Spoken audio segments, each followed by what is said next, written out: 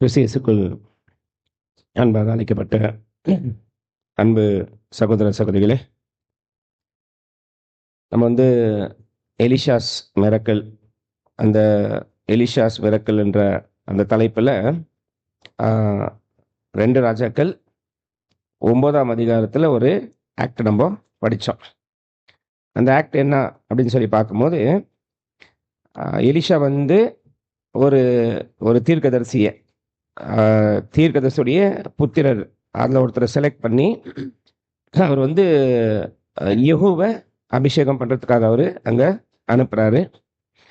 அவர் என்ன பண்ணுறாரு அப்படின்னாக்கா, அவருடைய பேச்சை கேட்டு, யார் அந்த ஒரு ப்ராஃபெட் எலிஷாவுடைய பேச்சை கேட்டு அவர் என்ன பண்ணுறாரு, அந்த ஒரு ராமத் கிலியாத் அப்படின்ற ஒரு நகரத்துக்குள்ளே போயிட்டு அங்கே அந்த யெகூ அவர் அபிஷேகம் பண்ணுறதுக்கு அவர் அங்கே போகிறாரு. அதை நம்ம பார்த்தோம். அவர் போகும்போது அவர் கையில் என்ன பண்ணுறாரு அப்படின்னு சொல்லி பார்த்தீங்கன்னாக்கா, ஒரு ஜார் ஆயில் நிறைஞ்சிருக்கிற ஒரு ஜாரை அவர் கையில் கொண்டு போயிட்டு அவர் என்ன பண்ணணுனாக்கா, யெகூவை தனியாக கூப்பிட்டு யெகூவை ரூமில் வச்சு அவரை அபிஷேகம் பண்ணணும். அந்த விஷயங்களை நம்ம அங்கே படிச்சிருக்கிறோம். இப்போ இன்னைக்கு எந்த வசனத்துலேருந்து படிக்கணும் அப்படின்னு சொல்லி பார்த்தீங்கன்னாக்கா, 2 ராஜாக்கள் 9ஆம் அதிகாரம் 3ஆம் வசனம், 3லேருந்து படிக்கலாம் பாருங்க. 2 ராஜாக்கள் 9ஆம் அதிகாரம் 3ஆம் வசனம். தைல குப்பியை எடுத்து அவன் தலையின் மேல் வார்த்து, உன்னை இஸ்ரவேலின் மேல் ராஜாவாக அபிஷேகம் பண்ணினேன் என்று கர்த்தர் சொல்லுகிறார் என்று சொல்லி கதவை திறந்து தாமதியாமல் ஓடிப்போ என்றான். ஓகே, அப்போ இது எலிஷா கொடுக்குற ஒரு இன்ஸ்ட்ரக்ஷன். யாருக்கு அப்படின்னாக்கா, அந்த ஒரு ப்ராஃபெட்டுக்கு அவர் கொடுக்குற ஒரு இன்ஸ்ட்ரக்ஷனு. அப்படி என்ன பண்ணு, அவரை அவருடைய ஒரு சேம்பரில் கொண்டு போயிட்டு இந்த ஒரு எண்ணெய் குப்பியை, அதில் இருக்கிற எண்ணெயை அவர் தலைமையில் நீ ஊற்றி அவர் அபிஷேகம் பண்ணி, கர்த்தர் இப்படி சொல்லுகிறார் என்று சொல்லிட்டு, இஸ்ரேல் மேலே ராஜாவாக கர்த்தர் உன்னை அபிஷேகம் பண்ணியிருக்கிறாரு அப்படின்னு சொல்லிட்டு என்ன பண்ணோம், கதவை திறந்து நீ அங்கத்துலேருந்து நீ ஓடிவிடணும் அப்படின்னு அங்கே சொல்கிறார். அப்போ இதில் என்னென்ன லெசனு, என்னென்ன படிக்கலாம் இதில் அப்படின்னு பார்க்கும்போது, சரி, ஏன் ஃபஸ்ட்டு நம்ம அதை படித்தோம், ஏன் ஒரு ரூமுக்குள்ளே கொண்டு போனோம், அதே போல் அபிஷேகம் பண்ணுறது என்ன அர்த்தம், அது நம்ம படித்தோம். ஏன் ஒரு கதவை திறந்து ஓடணும் அப்படின்னா, இவர் பண்ணுற ஒரு காரியம் அது அவருக்கே ஒரு ஆபத்து என்ன ஆகும். ஏன்னா ஏற்கனவே ஒரு ராஜ்யம் ஒரு ராஜா அப்படி ஆளுகை செய்துன்னு இருக்கிறாரு. அப்போ ஒரு ராஜா அப்படி ஆளுகை செய்துன்னு இருக்கும்போது, அந்த ராஜாவுடைய ஆளுகை பண்ணுற அந்த காலகட்டத்திலேயே இன்னொரு ராஜாவை ஒரு தீர்க்கதரிசி அபிஷேகம் பண்ணாக்கா அந்த தீர்க்கதரிசிக்கு ஒன்றுமே ஆகாதா? அப்படி அபிஷேகம் பண்ணால் ஒன்றுமே ஆகாதா? பாருங்க என்ன ஆகும். இந்த மாதிரி யார் கூட பயந்தது, இந்த மாதிரி யார் ஒருத்தர் பயந்தார் தெரியுமா? பாருங்க, சவுலை அபிஷேகம் பண்ணும்போது சாமுவேல் கூட என்ன பண்ணாரு, அவர் தாவீதை அபிஷேகம் பண்ணதுக்கு அப்புறமா அவர் சவுலுக்கு அவர் என்ன பண்ணுறாரு, அவர் பயப்படுறாரு. ஏன்னா என்ன ஆகும், ஒரு ராஜா அப்படி இருக்கும்போது இன்னொரு ராஜாவை ஒரு தீர்க்கதரிசி அபிஷேகம் பண்ணிட்டார் அப்படின்னாக்கா அந்த தீர்க்கதரிசிக்கு ஒரு ஆபத்து வரும்னு நல்லாவே தெரியும். அப்போ எலிஷாக்கு நல்லா தெரியுது, இந்த மாதிரி நீ அபிஷேகம் பண்ணியிருக்கிறது எல்லாருக்கும் முன்னாடி பண்ணாக்கா தெரிஞ்சிட்டா உனக்கு ஆபத்தாயிடும். ஒருவேளை நீ ரகசியமாய் கொண்டு போய் அபிஷேகம் பண்ணாலும் நீ என்ன பண்ணாத, அங்கே நீ என்ன பண்ண, அங்கே நீ கதவை திறந்து நீ ஓடிடு அப்படின்னு சொல்லிட்டாரு. அது நம்ம படிக்கிறதுக்கு முன்னாடி ஃபர்ஸ்ட் ஒரு லெசன் நம்ம ஃபர்ஸ்ட் படிச்சுக்கலாம், ஒரு பாடம் நம்ம படிச்சுக்கலாம். என்ன ஒரு பாடம் அப்படின்னு பார்க்கும்போது, இப்போ தேவன் யெகூவை அபிஷேகம் பண்ணிட்டாரு. அப்படின்னா யெகூவை அபிஷேகம் பண்ணுறாரு அப்படின்னும் போது இந்த ஒரு உலகத்தில் அது இஸ்ரேல் தேசமாக இருக்கட்டும், அது ஜாதியான ராஜ்யங்களாக இருக்கட்டும், எல்லாத்திலுமே ராஜாக்களை நியமிக்கிறது யார் தான்? பாருங்க, இஸ்ரேலில் கூட தேவன் தான் ராஜாக்களை நியமிக்குவார், உலகத்தில் கூட ராஜாக்களை நியமிக்கிறது பிதாவாகிய தேவன் தான். அப்படின்னா அப்படி அவர் நியமிக்கும் போது அந்த ராஜாக்கு என்ன அதிகாரம் கொடுக்குறாரோ அந்த அதிகாரத்துக்குள்ள தான் அவர் செயல்பட முடியும். அந்த ராஜா என்ன ஒரு அத்தாரிட்டி, என்ன ஒரு அதிகாரம் அவருக்கு இருக்குதோ அந்த அதிகாரத்துக்குள்ள தான் அவர் செயல்பட முடியும். அதுக்கு தாண்டி என்ன பண்ண முடியாது, யாருமே செயல்பட முடியாது. ஒரு வசனம் வாசிக்கலாம் பாருங்க. நம்ம ஒரு ராஜாவை யார் அபிஷேகம் பண்றது, அந்த ராஜாவுடைய பேச்சுக்கள், அந்த ராஜாவுடைய கட்டளைகள், அது யார் மூலியமா அது கொடுக்கறது அப்படி ஒரு வசனம் வாசிக்கலாம். நீதிமொழிகள் 8ஆம் அதிகாரம் 15, 16. நீதிமொழிகள் 8ஆம் அதிகாரம் 15ஆம் வசனம் 16ஆம். என்னாலே ராஜாக்கள் அலசாருகிறார்கள். பாருங்க, அப்பனா ராஜாக்கள் அரசாள்றது யாரால தான் சொல்றாரு? என்னாலே ராஜாக்கள் அரசாளுகிறார்கள். பிரபுக்கள் நீதி செலுத்துகிறார்கள். பாருங்க, ஒரு நீதி செலுத்துறது யாருங்களா? இப்போ இஸ்ரேல்ல ஒரு ராஜா நீதி செலுத்துறாரு அப்படின்னாக்கா, அந்த நீதி செலுத்துற அந்த ராஜா கூட தேவனால தான் நீதி செலுத்துறாங்க.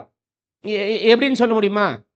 பிரபுக்கள் நீதி செலுத்துறார்கள், ராஜா என்னால ஆளுகை பண்றார்கள், ராஜா என்னால தான் நீதி செலுத்துகிறார்கள் அப்படின்னு சொல்லும் போது தேவன் அபிஷேகம் பண்ணி ராஜாவா ஏற்பாடு பண்ணிட்டாரு. நீதி எப்படி அவர் செலுத்துவாரு? என்னாலதான் அவர் நீதி செய்வாரு, நீதி செலுத்துறது என்னால தான் அப்படி எப்படி சொல்ல முடியும்? எப்படி சொல்ல முடியும் அந்த மாதிரி?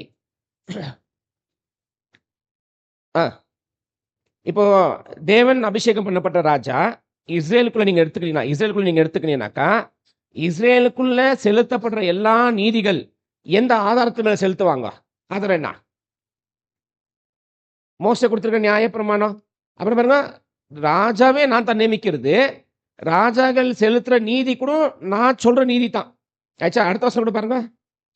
என்னாலே அதிகாரிகளும் பிரபுக்களும் பூமியில் உள்ள சகல நியாயாதிபதிகளும் ஆளுகை செய்து வருகிறார்கள். பாருங்க, இஸ்ரேலுக்குள்ளே சொல்லிட்டாரு, பூமியில இருக்கிற சகல நியாயாதிபதிகளும் தேவனால் தானே பண்ணிருக்கிறாங்க.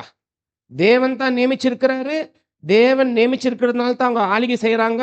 தேவன் நியமிச்சு அவங்க ஆளுகை செய்திருந்தாலும் அந்த ஆளுகை செய்யற ராஜாக்கு லிமிடேஷன்ஸ் இருக்குதா? அவருக்கு லிமிடேஷன்ஸ் இருக்குதா? இல்ல அவர் என்ன வேணா பண்ண முடியுமா? அவருக்கு என்ன இருக்குது? அவருக்கு லிமிடேஷன் தான் இருக்குது. எவ்வளவு லிமிடேஷன்னாக்கா, தேவன் எவ்வளவு கொடுத்தாரோ அவ்வளவுதான் அவருடைய லிமிடேஷன். எக்ஸ்ட்ரா என்ன பண்ண முடியாது அவரால்? ஒண்ணு கூட. தேவன் இவ்வளவுதான் வல்லமைன்னா அவ்வளவுதான் செய்ய முடியும். அதுக்கு மேலே ஒண்ணுமே எக்ஸ்ட்ரா அவரால் செயல்படுத்தவே முடியாது. அதோட வாசிக்கலாம் பாருங்க. அது இயேசுவே சொல்லுவாரு. யோவான் 19ஆம் அதிகாரம் 10, 11. யோவான் 19ஆம் அதிகாரம் 10ஆம் வசனம் 11ஆம் வசனம். அப்பொழுது பிலாத்து, நீ என்னோட பேசுகிறது இல்லையா? உன்னை சிலுவையில் அறைய எனக்கு அதிகாரம் உண்டென்றும் உன்னை விடுதலை பண்ண எனக்கு அதிகாரம் உண்டென்றும் உனக்கு தெரியாதா?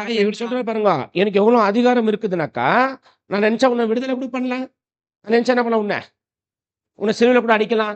அப்புறம் எனக்கு அதிகாரம் இருக்குதுன்னு சொல்றாரு. அப்படின்னா இந்த அதிகாரம் தேவன் கொடுக்கலன்னு அவருக்கு இருக்குமா? அப்புறம் இன்னைக்கு இருக்கிற உலகத்துக்கு எந்த அதிகாரியா இருந்தாலும் சரி, தேவன் கொடுத்திருக்கிற அளவுக்குள்ளதான் அவருடைய அதிகாரம் இருக்கும்.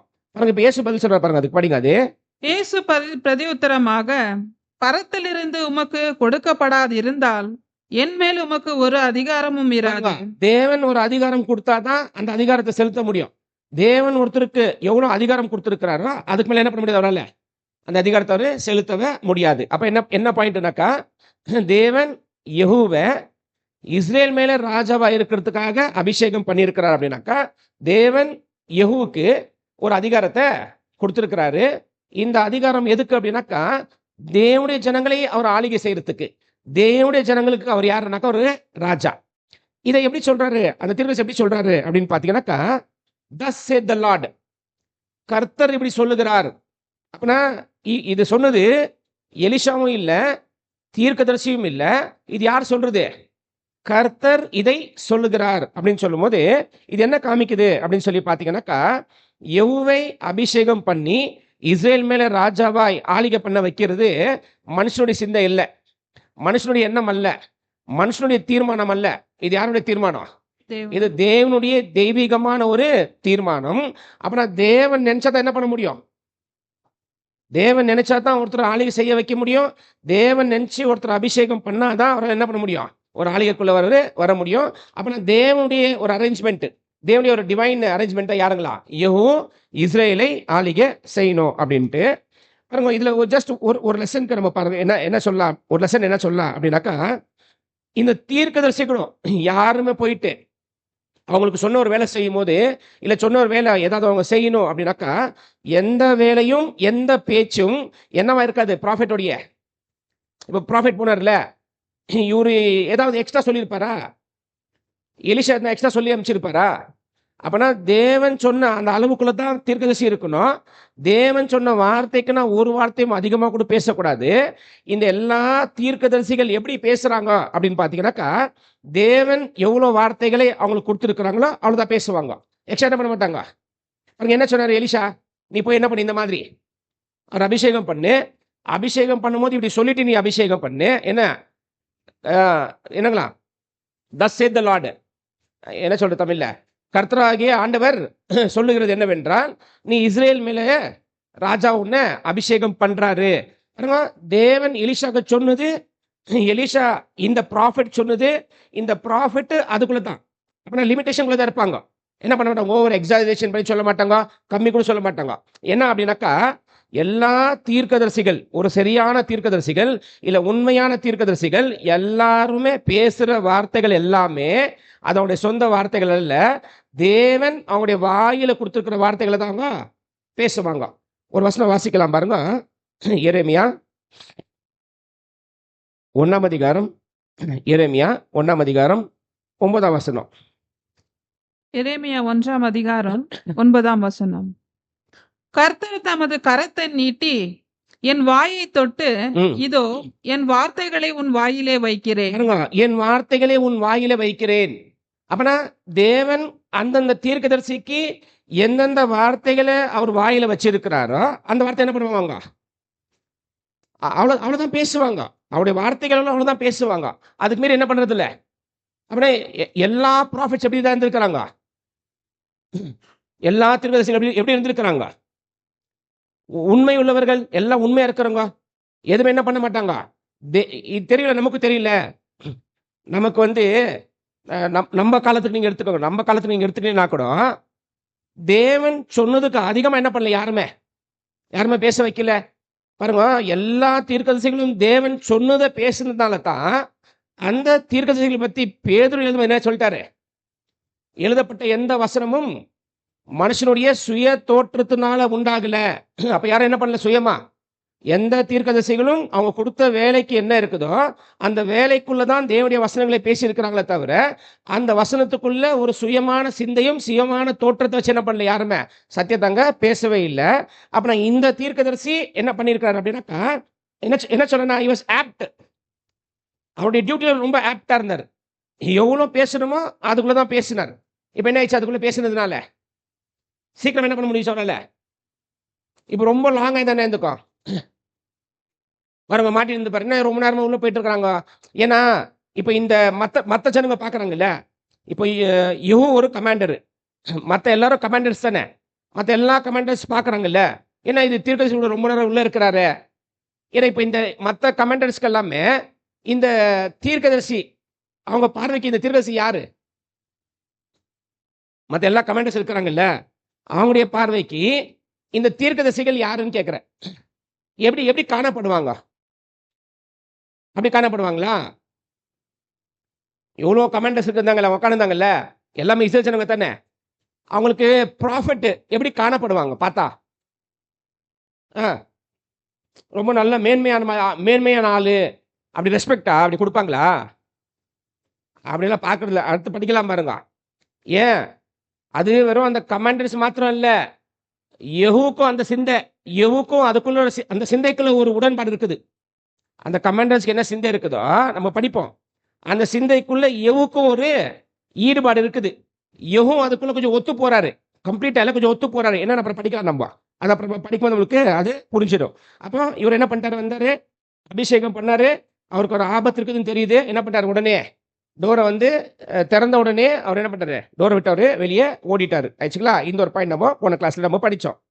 அடுத்தது பாருங்க, இப்போ இப்படி இந்த பக்கம் வரலாம். அப்படின்னா தேவன் யெகூவை செலக்ட் பண்ணிட்டாரு.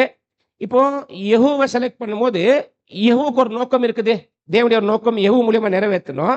அப்புறம் தேவனுடைய நோக்கம் யெகூ மூலியமா நிறைவேற்றும் போது இப்போ யெகூக்கு எல்லாமே சாதகமா வருமா? இப்படி எடுத்துக்கலாம். இப்ப தேவன் ஏதோ ஒன்று செய்யணும்.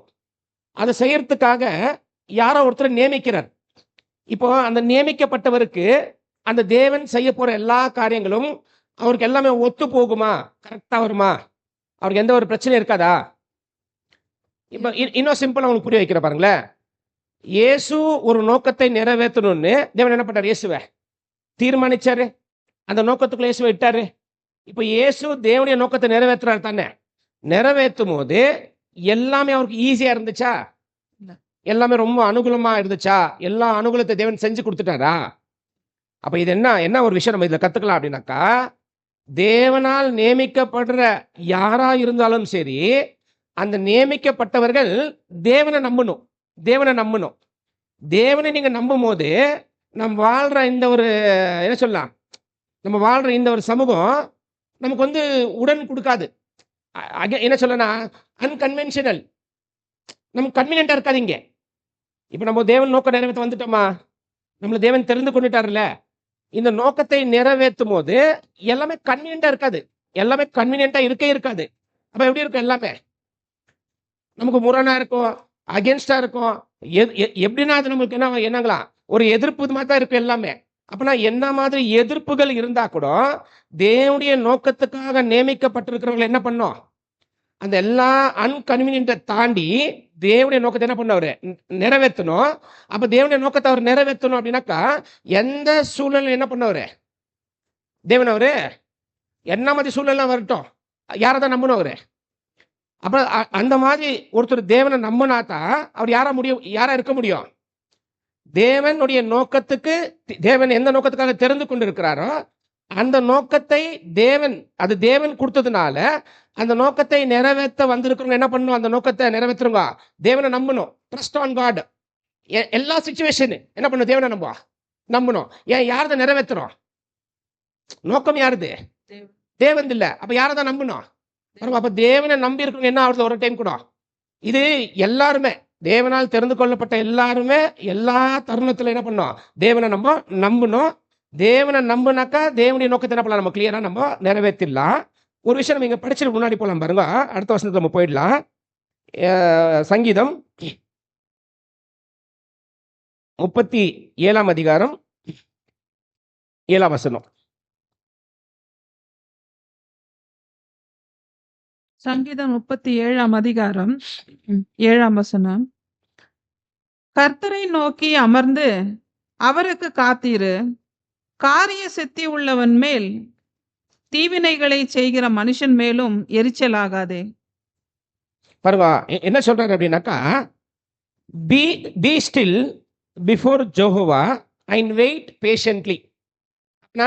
நீ தேவனை பற்றி கொண்டிரு, தேவன் மேல நம்பிக்கையாரு, தேவன் மேல உறுதி கொண்டு தேவனுக்காக நீ காத்து நிறு. அப்புறம் நெக்ஸ்ட் என்ன சொல்றாருனாக்கா, யார நீ பாக்குறியா? அந்த பாக்குறவங்க வந்து அக்கிரமக்காரா இருக்கிறாங்களா, அநியாயம் பண்றவங்களா இருக்கிறாங்களா? நீ என்ன பண்ணாத, அவங்க என்ன பண்ணக்கூடாதுங்களா? பாருங்க மறுபடிங்க. கர்த்தரை நோக்கி அமர்ந்து அவருக்கு காத்திரு, காரிய சித்தி உள்ளவன் மேலும் தீவினைகளை செய்கிறவன் மேலும் எரிச்சலாகாது. என்ன சொல்றாங்களா? என்னன்னா காரியம் சித்தி அப்படின்னு என்னங்களா? அந்த வார்த்தை என்னங்க? ஓகே, எப்படின்னாக்கா ஒரு வந்து தப்புல நடக்கிறார், ஈவிலா நடக்கிறார் ஒருத்தர். நெக்ஸ்ட் அப்படி எல்லா பிளானிங் வந்து ஈவில் பிளானிங். அப்புறம் தப்பா யோசிக்கிறாரு, தப்பா நடக்கிறாரு. அவர் மேல நீ என்ன பண்ணாத, நீ என்ன பண்ண? உன்னுடைய வேலை என்ன? தேவன் மேல பேஷண்டா தேவனுக்காக நீ வெயிட் பண்ணு. அப்புறம் இது என்ன காமிக்குது? Situation bad. நான் தேவனுக்காக காத்துன்னு இருக்கிறேன். நான் எங்க தேவனுக்காக காத்துன்னு இருக்கிறேனோ அந்த இடத்துல எப்படி இருக்குது சிச்சுவேஷன்? எனக்கு அகேன்ஸ்டா இருக்குது. கோவம் எனக்கு கோவம் உண்டாகுது. ஏன்னா என் சரௌண்டிங் என்ன ஆகுது? கோவம் உண்டாக்குற மாதிரி காரியங்கள் நடக்குது. அப்ப என்ன சொல்றாரு? அது என்ன படிச்சோம்? தேவனுடைய நோக்கத்தை நிறைவேற்றும் போது கன்வீனியன்டா இருக்கணும்னு எதிர்பார்க்க கூடாது. எப்படிதான் இருக்கும்? தேவன் ஒரு டைம் அபிஷேகம் பண்ணிட்டார் அப்படின்னாக்கா இந்த அபிஷேகம் பண்ணப்பட்டவர்கள் எல்லாமே நமக்கு சாதகமா தான் இருக்கும். எல்லாமே நம்ம கை வைக்கிறதால என்ன ஆகும்? இருக்குதுல்ல, நீ கை வைக்கிறது உனக்கு வாய்க்கும். அதெல்லாம் என்ன பண்ணக்கூடாது நமக்கு இங்க? அப்படி நமக்கு எதிர்பார்க்கவே கூடாது. நாம் கை வைக்கிறது எல்லாமே நமக்கு அகேன்ஸ்டா தான் வரும். அப்ப என்ன பண்ணும்? சும்மா தேவனை வெயிட் பண்ணணும். தேவன் மேல பொறுமையா இருக்கணும். தேவன்கிட்ட காத்துன்னு நம்ம பொறுமையா வெயிட் பண்ணாக்க என்ன ஆகும்? அதை தேவன் அந்த காலத்துல அவரு செய்திருவாரு. இன்னொரு வசனம் வாசிங்க. ஏசாயா 26:3-4. ஏசாயா 26:3-4.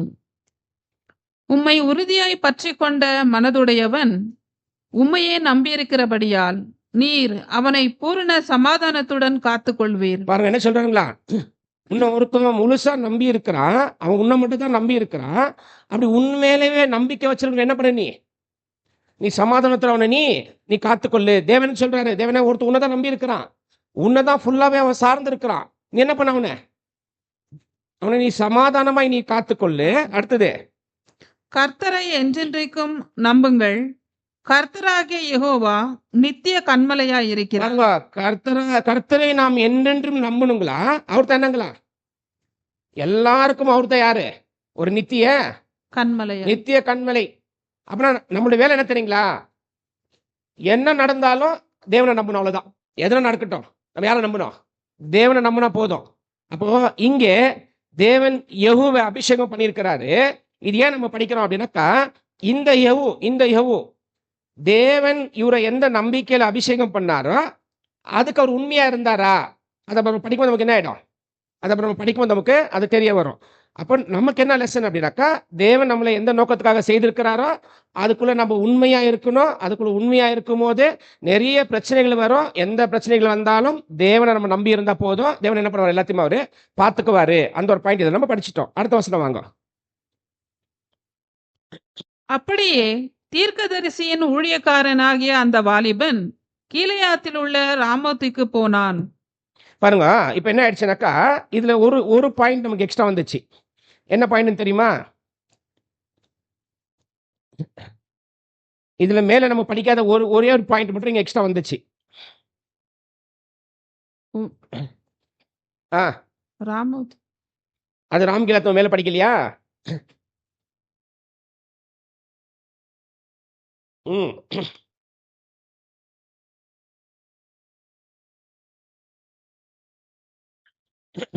என்ன வந்துச்சு எக்ஸ்ட்ரா?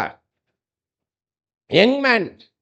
இந்த ப்ராஃபட் யாரு அப்படின்னா, இவர் சூஸ் பண்ண, எலிஷா சூஸ் பண்ண இந்த தீர்க்கதரிசி யாருங்களா, ஒரு வாலிபர், ஒரு யங் மேன் இவரு. பாருங்க, இப்போ என்ன ஒரு கேள்வி வருது அப்படின்னாக்கா, இந்த ஒரு யங் மேன், இந்த ஒரு வாலிபன் எப்படி அந்த மாதிரி ஒரு கீழ்ப்படுதலுக்குள்ள வந்தாரு, எப்படி ஒரு ஃபர்ஸ்ட் கீழ்ப்படிஞ்சாரு யோசிக்கணும் நம்ம. இவர் ஒரு வாலிபன், ஒரு அனுபவம் இருக்கிற ஆள் இல்ல. அப்படின்னா இவருக்கு நான் அனுபவம் இருக்கிற ஆள் யாரு, எலிஷா ஆல்ரெடி ஒரு மூத்தவர், எலிஷா ஒரு மூத்த தீர்க்கதரிசி, இவர் ஒரு வாலிபர் தானே.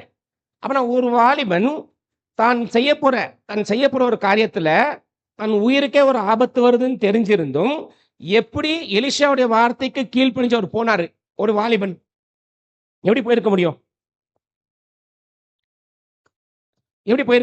ஒரு வாலிபன் எப்படி போயிருக்க முடியும் அந்த மாதிரி? ஒன்று எல்லாமே தேவன்கிட்ட படிக்கிறது தான். இப்போ தேவன்கிட்ட படிக்கிறது அல்லாம இந்த யங் மேனுக்கு இந்த மாதிரி கீழ்ப்படினும் அப்படின்ற ஒரு இன்ஸ்பிரேஷன் வரணுமா வேண்டவா? ஒரு இன்ஸ்பிரேஷன் யாரோட இன்ஸ்பயர் பண்ணல. அப்போ இவர் எங்க கத்துருப்பாரு, இதை இந்த தீர்க்கதரிசியுடைய அப்பா கிட்ட கத்துருப்பாரா? யார்கிட்ட கத்துருப்பாரு? இவர் யாரு, எலிஷாவுடைய டிசைபிள். அப்ப எலிஷாவுடைய டிசைபிள் அப்படின்னாக்கா, இப்ப எலிஷா யாருன்னு பார்க்கலாம். எலிஷா யாரு? எல்லா தருணத்திலும் எல்லா காலத்திலும் தேவன் சொல்லியிருக்கிற வார்த்தைக்கு அப்படியே கீழ்ப்படிய ஒரு மனுஷன் யாருன்னாக்கா எலிஷா. என்ன சொன்னாரு, எலியா சொல்லும் போது என்ன பண்ணாரு, எல்லாத்தையும் விட்டுட்டு பாருங்க, எல்லாத்தையும் விட்டு வந்தாருல. அப்பனா தேவன் சொல்ற வார்த்தைக்கு அப்படியே கீழ்ப்படிஞ்சு ஒரு எக்ஸாம்பிள் யார் செட் பண்ணி இருக்கிறது, எலிஷா.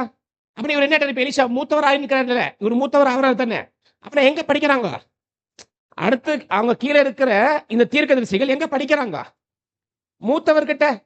வசனமும் அவர் தான் கத்துக் கொடுக்கிறாரு, கீழ்ப்படிதலும் அவர் தான் கத்துக் கொடுக்கிறாரு. வசனத்துக்கு எப்படி கீழ்ப்படினது எங்க கத்துக்கோங்க எல்லாருமே, எலிஷாவை பார்த்து. அப்படின்னா எலிஷா என்ன மாதிரி இன்ஸ்பயர் பண்ணியிருக்கிறாரு அப்படின்னு சொல்லி பார்த்தீங்கன்னாக்கா, எலிஷாவுடைய வசனத்துக்கு கீழ்ப்படியறதுக்கு அந்த வாலிபன் தன்னுடைய உயிர் அப்படி இழக்கிறதுக்கு அவரு ரெடியா இருக்கிற அளவுக்கு இவர் கைட் பண்ணியிருக்கிறாரு. அப்படின்னா என்ன சொல்லலாம் அப்படின்னாக்கா, எலிஷா மென்டர்டு அப்படின்னு சொல்லல, எலிஷா மென்டர்ட் இஸ் டிசைபிள்ஸ். அவர் வந்து என்ன சொல்ல, மென்டருக்கு என்ன சொல்ல, மென்டரிங்க்கு தமிழ்ல சொல்லுவேனாக்கா, மென்டரிங்க்கு மென்டர்டு. அது புரிஞ்சிச்சு இல்ல? அப்பனா நீங்க யோசிச்சு எப்படி எப்படி மென்டர் பண்ணியிருப்பார் அவரை. அதான் என்ன பண்ண முடியுது அவரால, அவ்வளோ பெரிய ரிஸ்க் எடுக்க முடியுது. நீங்க அப்படியே அப்படியே ரிப்ளிகேட் பண்ணீங்க அப்படின்னாக்கா, இந்த பக்கம் இயேசு கிறிஸ்து பாருங்க, இயேசு கிறிஸ்து எப்படி மென்டரிங் பண்ணியிருந்தா, எப்படி வழி நடத்தி இருந்தாக்கா, இயேசு கிறிஸ்து கூட இருந்த அந்த 11 பேரும் அப்புறம் வந்த ஒருவரும் என்ன பண்ணியிருக்கிறாங்க, இந்த இந்த ஒரு மென்டரிங்கை பார்த்து எந்த அளவுக்கு ரிஸ்க் எடுத்திருக்கிறாங்க பாருங்க. தன் ஜீவனை இழக்கிறதுக்கு கூட அவங்க ரெடி, தன் ஜீவனை விடுறதுக்கு ரெடி. அப்புறம் தன் ஜீவனை விடுறதுக்கு ரெடி அப்படின்னாக்கா எப்படி கத்துருப்பாங்க, எப்படி கத்து கொடுத்துருப்பாரு அவரு. அப்ப கத்து கொடுத்துருக்கிறவரு என்ன கத்து கொடுத்துருக்கிறாரோ அந்த கத்து கொடுத்துறதுக்கு ஏத்த மாதிரி அவர் வாழ்ந்ததுனால தான் அது என்ன ஆயிடுச்சு, இன்ஸ்பிரேஷன் அவங்களுக்கு. அவங்க அதெல்லாம் இன்ஸ்பயர் ஆயிடுச்சு. என்னடா இந்த மாதிரி ஒரு வாழ்க்கை வாழ்ந்துருக்காரு நம்ம ஆண்டவர் இந்த மாதிரியா. அப்ப என்ன பண்ணுது, எல்லா யங்ஸ்டர்ஸுக்கும், எல்லா வாலிபர்களும் இந்த மாதிரி ஒரு வாழ்க்கை பார்க்கும் போது அந்த வாழ்க்கைக்குள்ள இறங்கணும்னு நினைக்கிறவங்க என்ன பண்ணுவாங்க, அவங்க ஒரு இன்ஸ்பிரேஷனா வச்சுப்பாங்க. அப்ப என்ன பண்ணிருக்கிறாரு எலிஷா பண்ணிருக்கிற மென்டரிங், இந்த ஒரு வாலிபனுக்கு தன் உயிரை கூட இழக்கிறதுக்கு அவரு ரெடி ஆயிடுச்சா. இயேசு பண்ண ஒரு மென்டரிங் இருக்கிற எல்லா சீஷர்களும் தன் உயிரை கூட இழக்கிறதுக்கு ரெடி ஆயிடுச்சுங்களா. பாருங்க, இயேசு பண்ண மென்டரிங்ல ஒரு சீஷன் ஒரு வார்த்தை பேசுறாரு. பாருங்க, வசனம் வாசிக்கலாம். 1 தெசலோனிக்கர்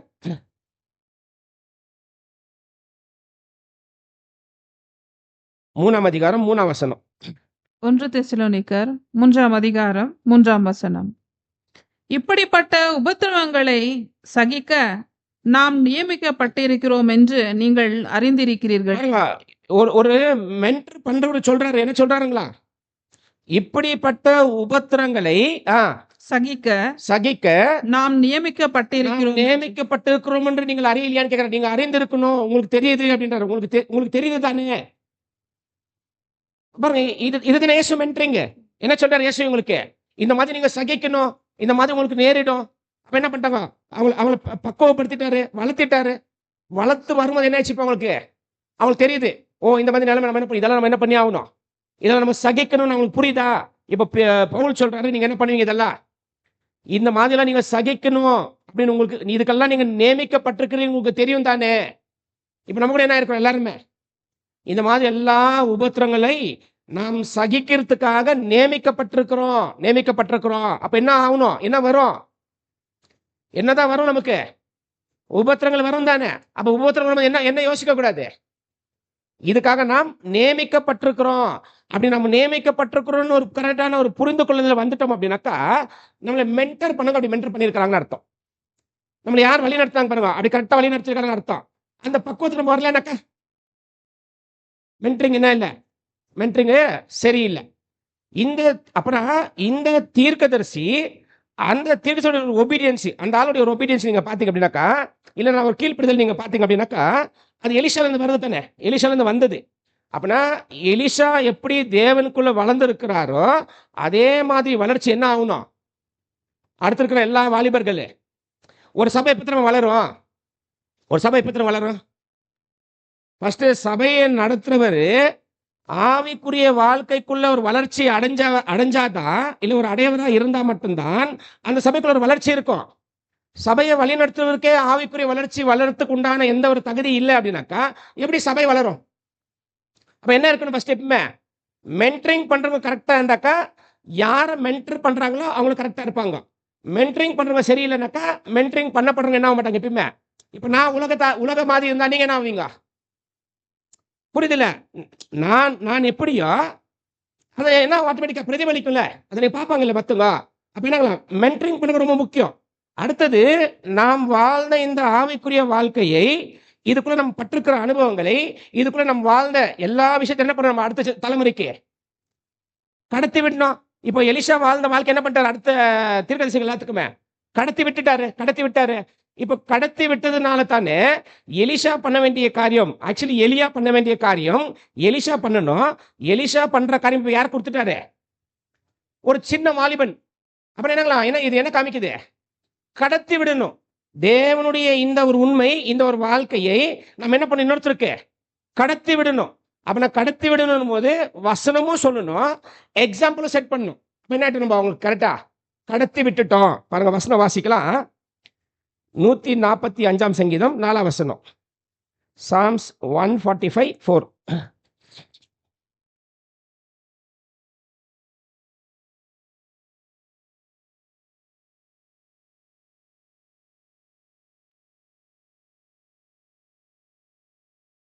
நூத்தி 145:4. 145 அதிகாரம் சங்கீதம் 4 வசனம். தலைமுறை தலைமுறையாக உம்முடைய கிரியைகளின் புகழ்ச்சியை சொல்லி உம்முடைய வல்லமையுள்ள செய்கைகளை அறிவிப்பார்கள். பாருங்க, அப்படியே வருதுல, one generation shall praise thy works to another. அப்ப என்னங்களா, ஒரு ஜெனரேஷன் என்ன பண்ணுதுங்களா, ஒரு ஜெனரேஷனு தேவனுடைய எல்லா மகத்துவமான காரியங்களை அடுத்த தலைமுறைக்கு கடத்தி விடுது. அடுத்த தலைமுறைக்கு கடத்தி விடும் போது நெக்ஸ்ட் பாருங்க, and shall declare thy mighty acts. அப்ப என்ன பண்ண, ஒரு தலைமுறை இன்னொன்னு கடத்தி விடணும்.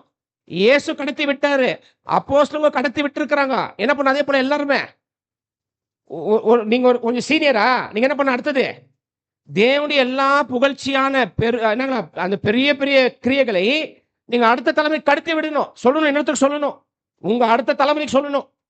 அப்பதான் என்ன ஆகும், நான் வளர்றது போல ஜெனரேஷன் வளரணும் இல்ல, அப்ப என்னங்களா கடத்தி விடணும். ஆயிடுச்சா? இன்னொரு வசனம் வாசிங்க, சங்கீதம் 78 அதிகாரம் 4 வாசிங்க.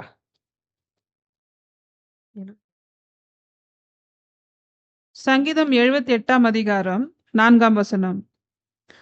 பின்வரும் சந்ததியான பிள்ளைகளுக்கு நாங்கள் அவைகளை மறைக்காமல், பாருங்க, பின்வரும் சந்ததிகளுக்கு நாங்கள் அவைகளை மறைக்காமல் கர்த்தரின் துதிகளையும் அவருடைய பலத்தையும் அவர் செய்த அவருடைய அதிசயங்களையும் விவரிப்போம். பாருங்க, என்ன சொல்லுவாங்க, என்ன பண்ணுவாங்களா, வரப்புற தலைமுறைக்கு தேவன் செய்திருக்கிற எல்லா மகத்துவமான காரியங்கள் என்ன பண்றாங்க அவங்களுக்கு சொல்றாங்க, கடத்தி விடுறாங்க. அப்படின்னா இந்த ஜனங்கள் எந்த தேவனை நம்புனாங்களோ அடுத்த தலைமுறை என்ன பண்ணும், அதே தேவனை நம்பும். அப்படின்னா அதே தேவனை நம்புற ஒரு ரெஸ்பான்சிபிலிட்டி, இல்லைன்னா அதே தேவனை நம்ப வைக்கிற ஒரு பொறுப்பு யார்கிட்ட இருக்குது, இங்க இருக்கிற ஜெனரேஷனு. அப்படின்னா அடுத்த ஜெனரேஷன் இதே தேவனை நம்பணும்னாக்கா இந்த ஜெனரேஷனுடைய பிரயாசம் இருக்கணும் இல்ல. அப்பதான் என்ன பண்ணுவோம், அடுத்த ஜெனரேஷனு இதே தேவனை நம்போம். அப்ப என்னங்களா, கடத்தி விடணும். பாருங்க, எலிஷா அவருக்குள்ள வச்சிருந்துக்கலாம், ஆனா என்ன பண்ணிட்டாரு, அவர் எப்படி தேவனை அறிந்தாரோ, எப்படி தேவனுக்கு அவர் கீழ்ப்படிஞ்சாரோ, அதுவே என்ன பண்ணிட்டாரு, அதே போல இன்னொருத்தருக்கு கடத்தி விட்டாரு. அந்த கடத்தி விட்ட ஆளு இன்னொரு எலிஷான்னு சொல்லலாம்.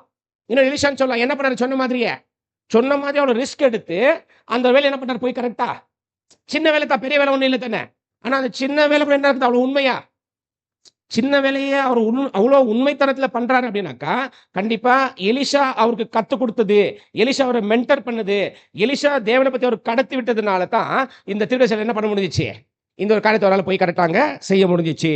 இன்னொரு வசனம் வாசிக்கலாம் பாருங்க, 2 தீமோத்தி 2 அதிகாரம் 2 வசனம்.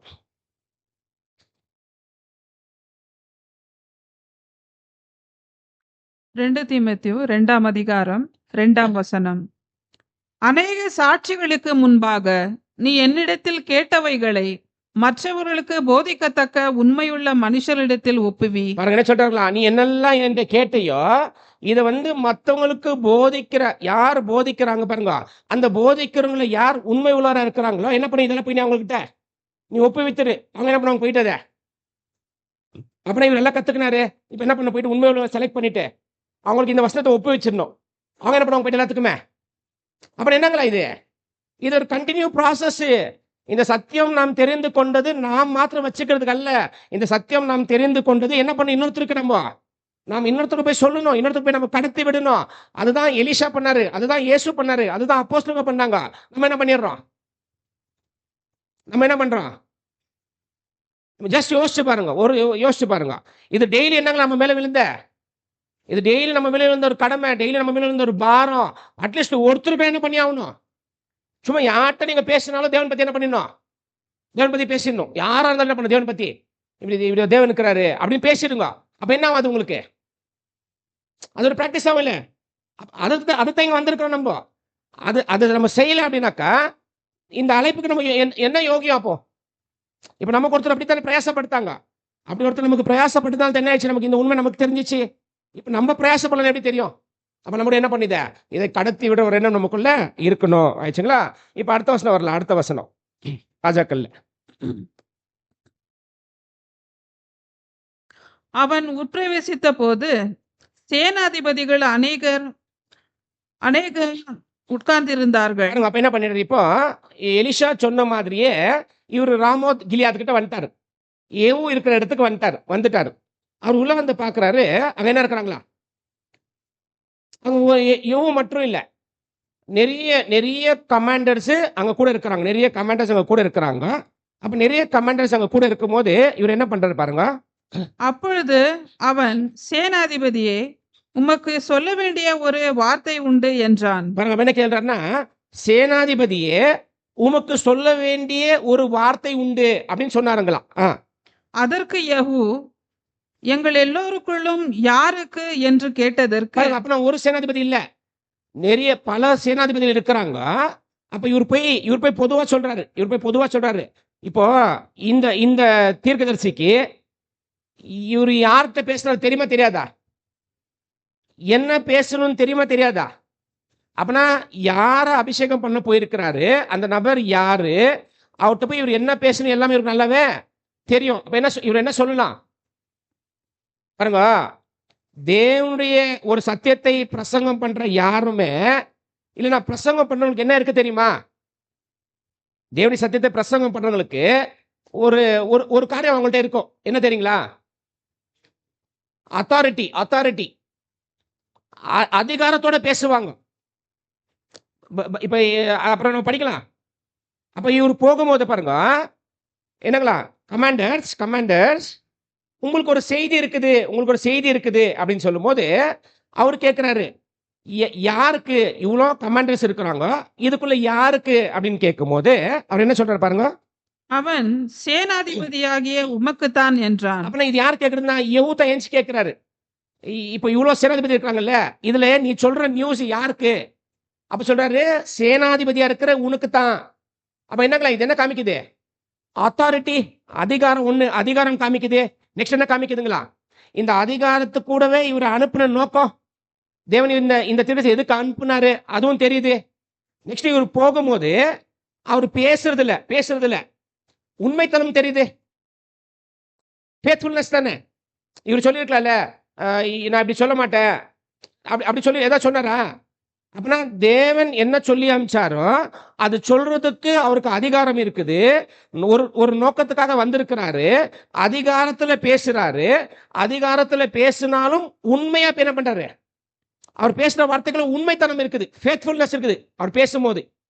அப்புறம் தைரியம் என்ன பண்றாரு வந்துட்டாங்க பாருங்க. இதுதான் நீங்க இயேசு எடுத்துக்கிறீங்க அப்படின்னாக்கா, இயேசு எப்படிதான் பேசினாரு, என்ன சொன்னாங்க இயேசு பேசுறதை பார்த்துட்டு பாருங்க. மத்தேயு 7:39 29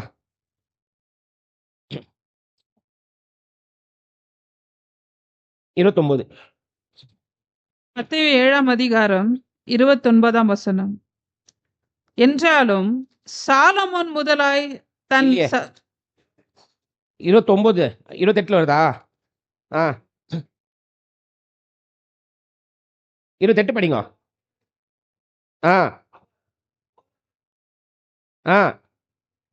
பாருங்க என்ன இருக்குதுங்களா அவருக்கு அதிகாரம், அத்தாரிட்டி. அப்படின்னா one who speaks on the behalf of God, he has authority. தேவனுக்கு பரவாக ஒருத்தர் பேசினார் அப்படின்னாக்கா அந்த பேசுறதுக்கு என்ன இருக்குது? அவரா பேசினா எந்த அதிகாரம் இல்ல. ஆனா தேவனுடைய ஸ்தலத்துல ஒருத்தர் நின்று பேசுறாரு, என்ன இருக்குது அவருக்கு? ஒரு அத்தாரிட்டி, ஒரு அதிகாரம் இருக்குது. ஆக்சுவலா இன்னொரு வாசி பாருங்க. தீத்து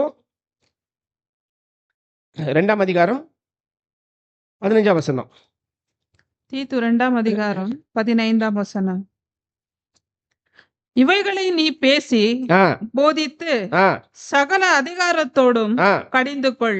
சகல அதிகாரத்தோடு கடந்து கொள், வித் ஆல் அத்தாரிட்டி. அப்ப என்ன இருக்குது? தேவனுடைய வசனத்தை பேசுறவங்களுக்கு ஒரு அதிகாரம் இருக்குது, ஒரு அத்தாரிட்டி இருக்குது. அப்ப என்ன சொல்லிட்டாரு இங்க இப்போ?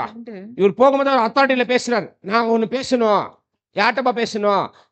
நீ சொன்ன பாரு, உன்கிட்ட தான் நான் பேசணும். அப்புறம் ஒன்னு அத்தாரிட்டி கண்டுபிடிச்சோம். Next is faithful.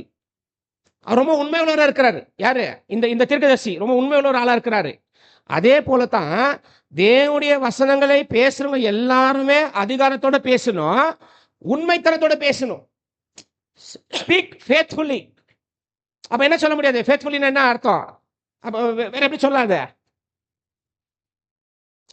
அது நெகட்டிவ் எப்படி சொல்லலாம்? நெகட்டிவ் எப்படி சொல்லாத? ஒரு வசனத்தை பாருங்க, ஒரு வசனத்துக்குள்ள ஒரு உண்மைத்தனம்னா என்ன? உண்மையா பேசணும் என்ன அர்த்தம்? பேசும்போது உண்மைத்தனம் இருக்கணும், அதுல உண்மை இருக்கணும், அதுல உண்மைத்தனம் இருக்கணும், ஃபேத்ஃபுல்னஸ் இருக்கணும், அதுல ஃபேத்ஃபுல்லா பேசணும். என்ன சொல்லலாம் அப்படின்னா? நம்பிக்கை உள்ள மாதிரி பேசணுமா? பாருங்க, ஃபேத்ஃபுல் அப்படின்னு என்னன்னா, என்ன ஒப்புவிக்கப்பட்டிருக்கிறதோ அது அப்படியே தான் பேசணும். அப்ப இதுல என்ன வந்துருது? ஒரு வசனத்துக்குள்ள எந்த மனிதனுடைய சிந்தையும் சேர்க்கப்படக்கூடாது, அந்த வசனத்துக்குள்ள இருந்து எந்த ஒரு தேவனுடைய சிந்தையும் எடுக்கப்படக்கூடாது. அப்படி பண்ணிட்டோம்னா என்ன இல்லாது? It is not faithfulness. அது ஏமாத்தாது. அப்படின்னா தேவனுடைய வசனம் பேசும்போது அதிகாரத்தோட பேசணும். தேவனுடைய வசனத்தை பேசும்போது அந்த வசனத்துக்குள்ள எண்ணம் என்ன? இப்ப தேவன் அந்த வசனத்தை என்ன எண்ணத்துல எழுதினாரோ அந்த எண்ணம் கன்வே பண்ணல அப்படின்னாக்கா அந்த வசனத்தோட இன்டர்பிரேஷன் ராங், தப்பு. நம்ம தப்பா என்ன பண்ண வசனத்தை அப்படி பண்ணக்கூடாது. ஃபேத்ஃபுல்லா பேசணும், உண்மைத்தனத்தோட பேசணும், என்ன எழுதப்பட்டிருக்குதோ அது மட்டும் தான் பேசணும். அப்ப என்ன ஆகும்? Is having authority, is faithful. பாருங்க, ஒரு வசனம் வாசிக்கலாம் பாருங்க. எரேமியா 23ஆம் அதிகாரம் 28ஆம் வசனம்.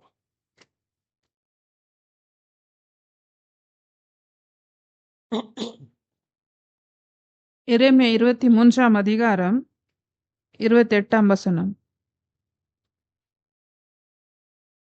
சொப்பனம் கண்ட தீர்க்கதரிசி சொப்பனத்தை விவரிப்பானாக. பாருங்க என்ன சொல்றேன்னா, the prophet that hath a dream, let him tell a dream.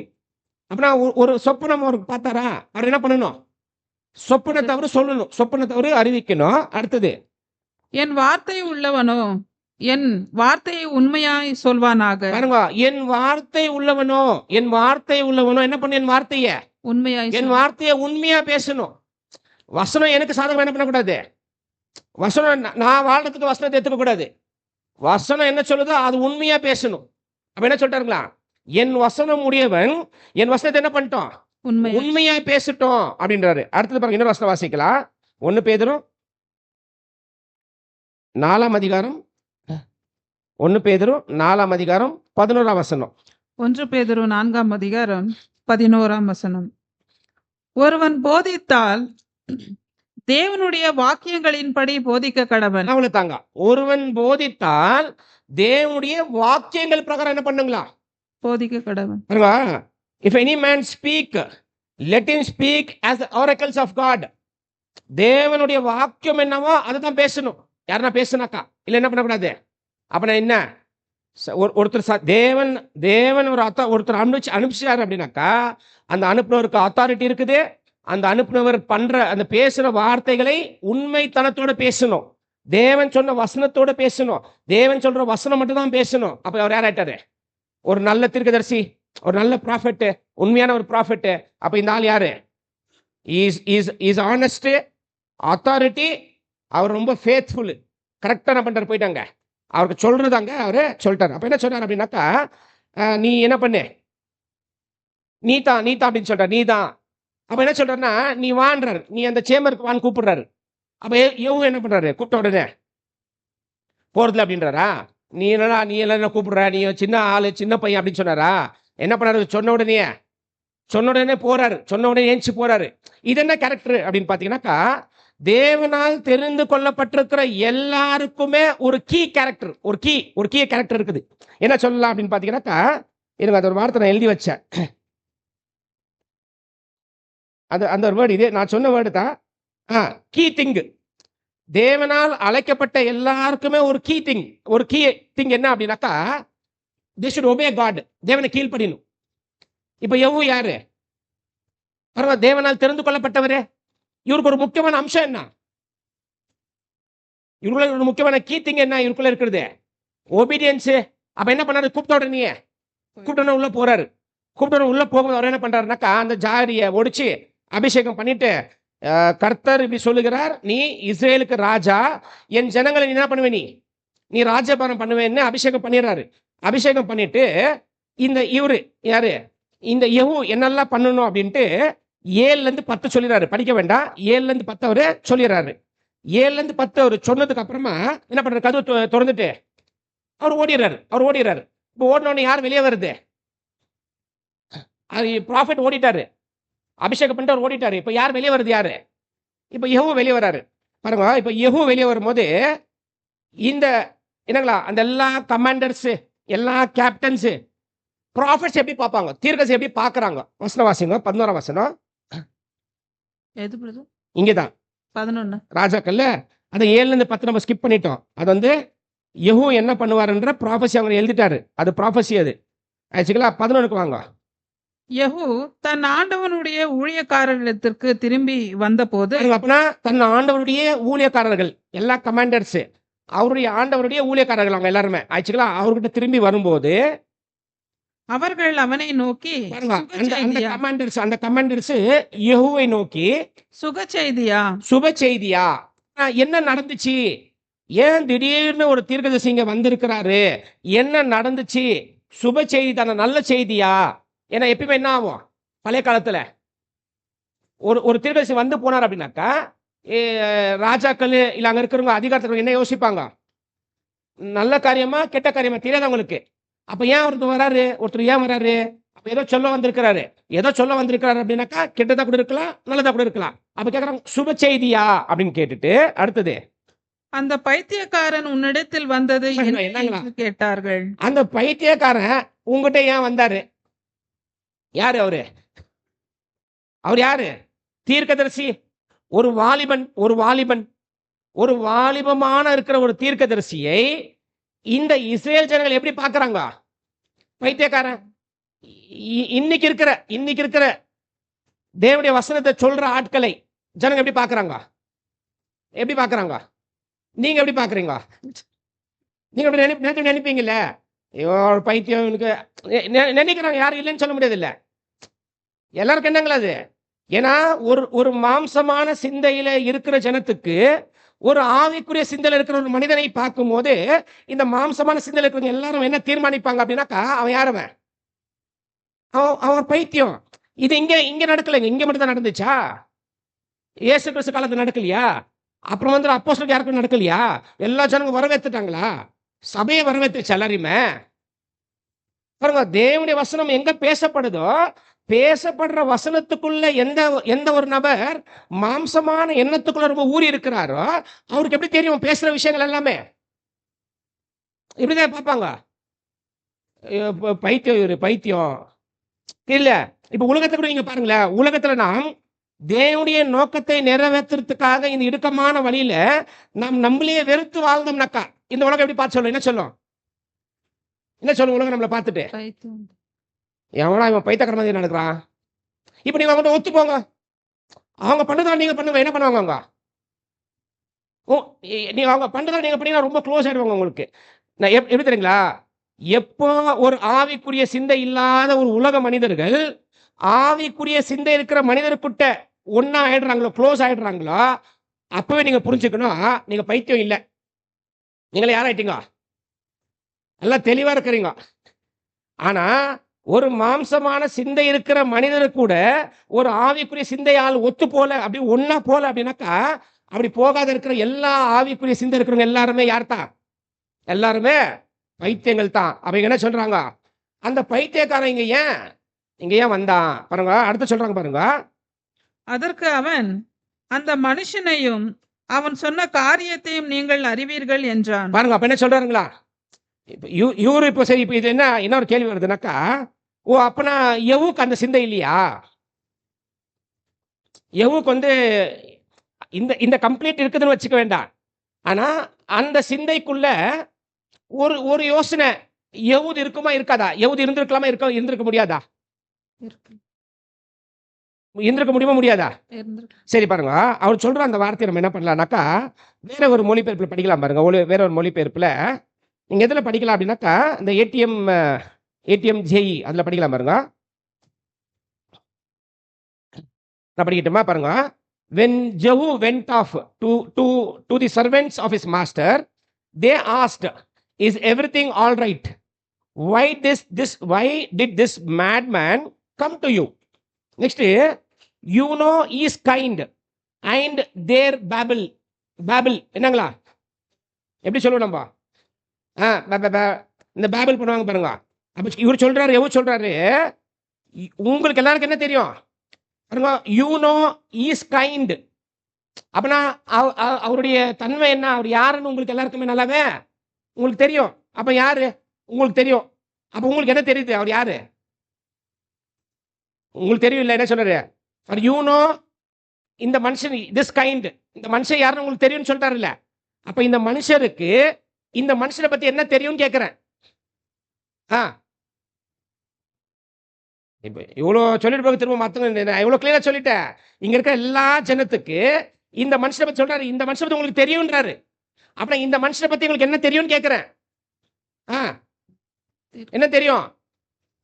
பைத்தியம் உங்களுக்கு தெரியும்ன்றாருல்ல?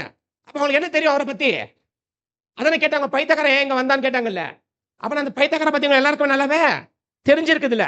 அப்ப நெக்ஸ்ட் என்ன சொல்றாரு, ஐன் தேர் பேபிள். அப்ப என்ன அர்த்தம், உங்களுக்கு நல்லா தெரியும் இவர் யாருன்னு.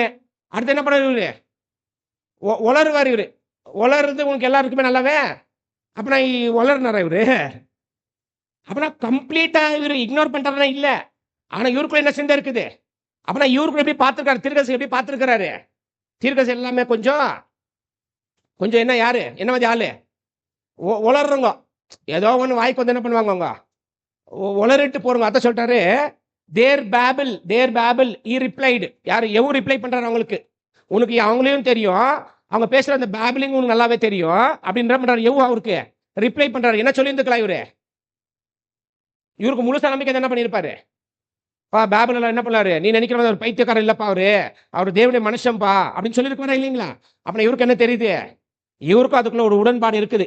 அதை சொன்ன அந்த காலம் மாத்திரம் இல்ல, எந்த காலமா இருந்தாலும் சரி, தேவனுக்காக வாழ்ற ஜனங்கள், மற்ற ஜனங்கள் தேவனுக்காக யார் வாழ்றது இல்லையோ அந்த வாழாத ஜனங்களுக்கு தேவனுக்காக வாழ்ற ஜனங்களை பார்த்தாக்கா பைத்தியக்காரமா தான் தெரியும். ஆயிடுச்சுங்களா? இதே மாதிரி பாருங்க, புதிய ஏற்பாட்டுல வரலாம். வசன வாசிங்க. 2 கொரிந்தியர் 5ஆம் அதிகாரம் 13ஆம் வசனம். 2 கொரிந்தியர் 5ஆம் அதிகாரம் 15ஆம் வசனம்.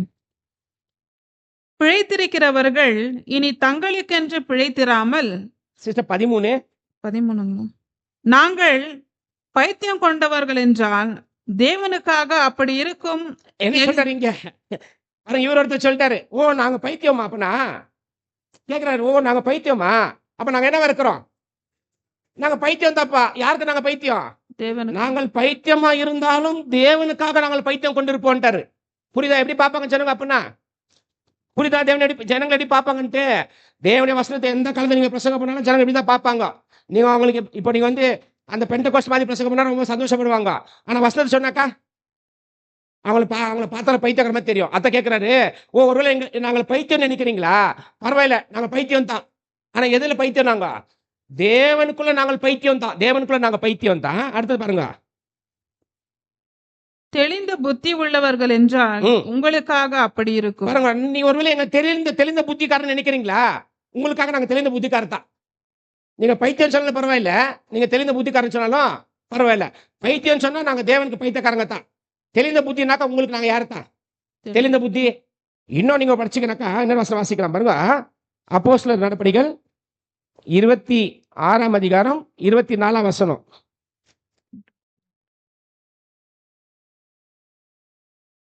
அப்போஸ்தலர் 24ஆம் அதிகாரம் 26 24. 26ஆம் அதிகாரம் 24ஆம் வசனம்.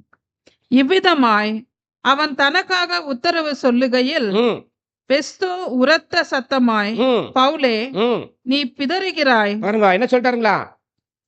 நீ பிதறுகிறாய், அதிக கல்வி உனக்கு பைத்தியம் உண்டாக்குகிறது நீ என்றான். பைத்தியம் ரொம்ப படிச்சுட்டப்ப அதான் என்ன ஆயிட்டு நீ ஒரு பைத்தியம், உனக்கு ஒரு பைத்தியம் பிடிச்சிட்டுக்குது.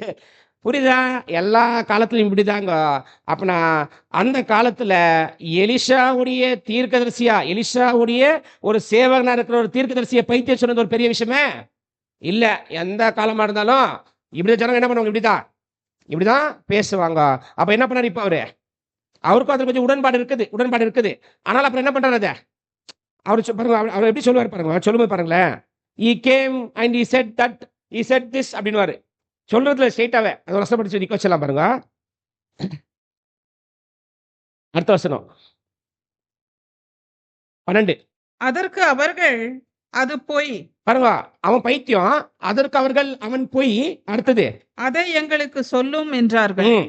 அப்பொழுது அவன், நான் உன்னை இஸ்ரவேலின் மேல் ராஜாவாக அபிஷேகம் பண்ணினேன் பாருங்க. என்று. அப்படி சொல்றது எடுத்த உடனே எப்படி சொல்றாருன்னு பாத்தீங்கன்னாக்கா பாருங்க, அவர் சொல்லும் போது and he said thus and thus that and this சொல்லல. என்னடா சொன்னாரு அவரு? அது சொன்னாரு, இது சொன்னாரு, அப்படிதான் இவரு சொல்றது.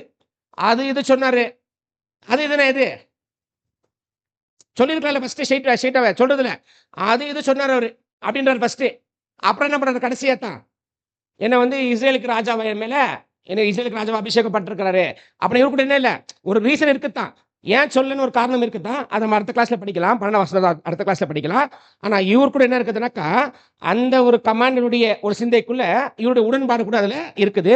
இவரு கம்ப்ளீட் என்ன பண்ணல, அவர் பைத்தியம் இல்லைன்னு நம்பல. தேவனுடைய ஜனம் இவர் கம்ப்ளீட்டா இவரும் நம்பல.